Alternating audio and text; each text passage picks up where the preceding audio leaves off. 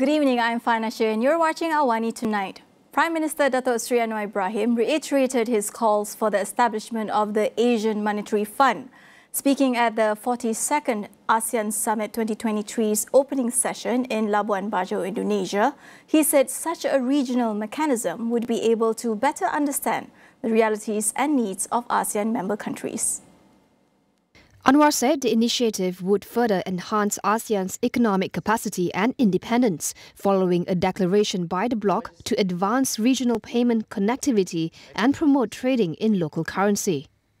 I welcome the ASEAN leaders' declaration on advancing regional payment connectivity and promoting local currency transactions, as it would enhance the use of local currencies to support cross-border trade investment in ASEAN. Following this initiative to enhance the region's regional economic independence and safety net, I've called for the establishment of an Asian Monetary Fund. A regional mechanism will be able to better understand the realities and the needs of countries in the region and thus propose more suitable remedial measures. The Prime Minister Dato' Sri Anwar Ibrahim has also called on ASEAN leaders to work together in finding an amicable resolution to the Myanmar crisis.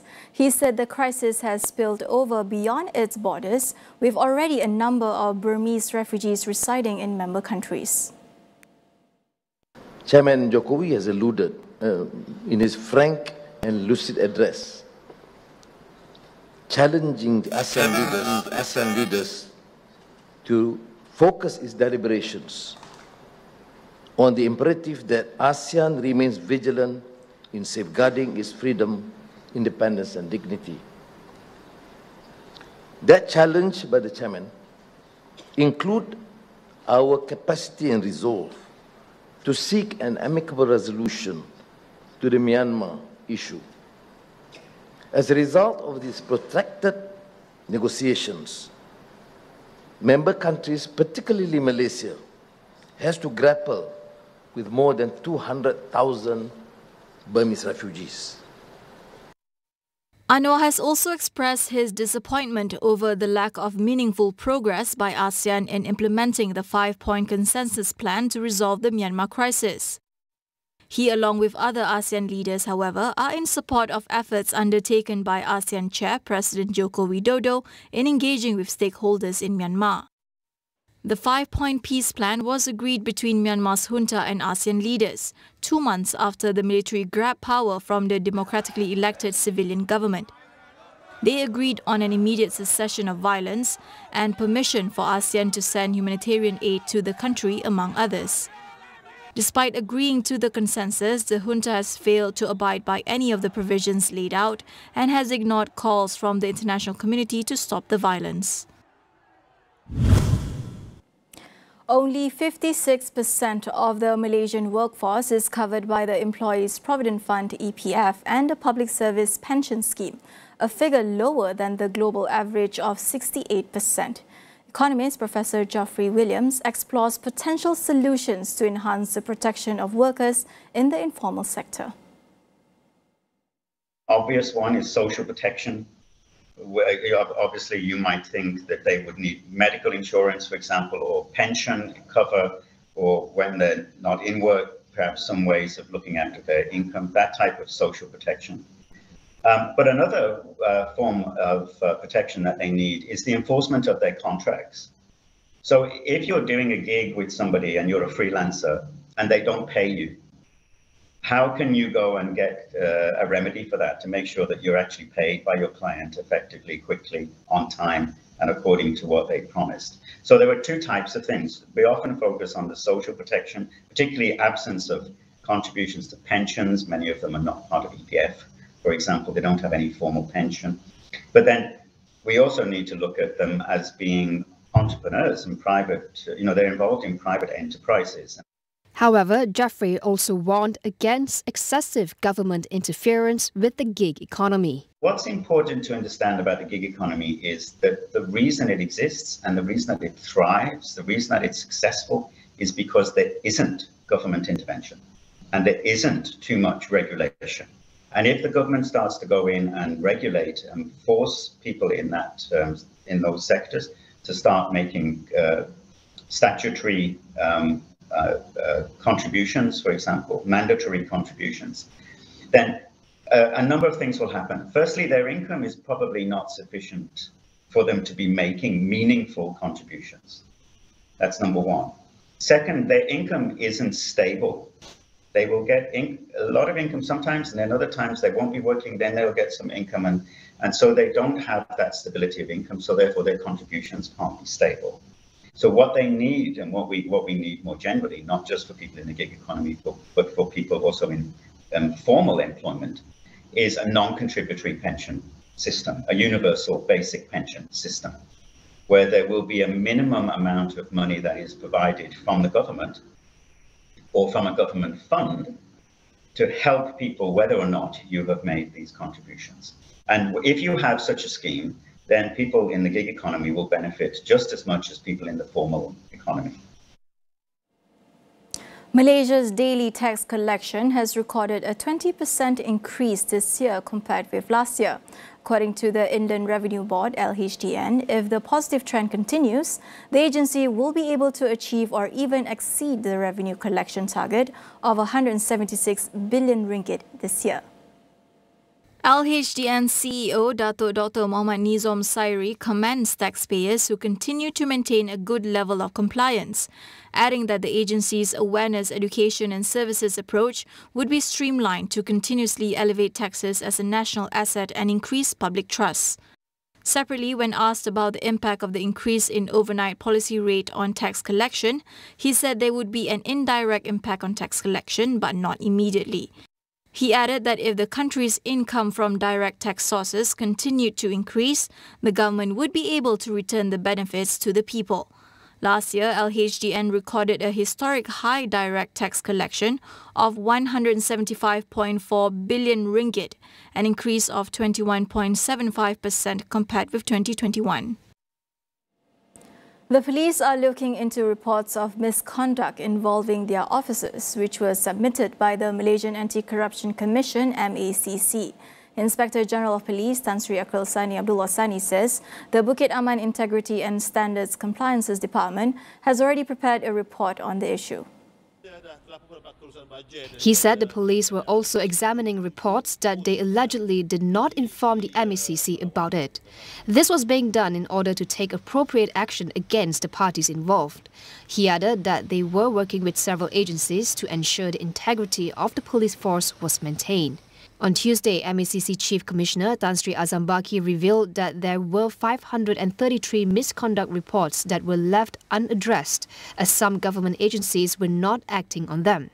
Of these reports, majority were related to the police, followed by the Road Transport Department. Tan Sri Azam Baki's tenure as the Malaysian Anti-Corruption Commission's MACC Chief Commissioner has been extended for a year. His contract was set to end on Friday. Azam was appointed as MACC Chief Commissioner on March 9, 2020. He has served the anti-graft agency for more than 36 years. In a statement today, Chief Secretary to the Government, Tan Sri Muhammad Zuki Ali, said the Yang di-Pertuan Agong had consented to the contract extension for a period of 1 year effective May 12th. We will go for a quick break. Stay tuned for more.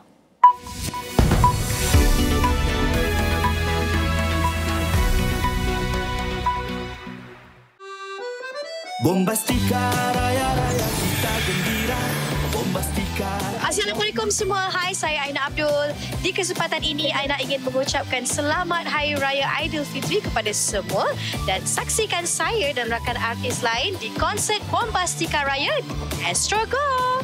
U Mobile kini ada jualan Bombastika Raya 5G. Adanya peranti 5G percuma serta Ultra Hotspot sehingga 1000 GB. Layari u.com.my sekarang.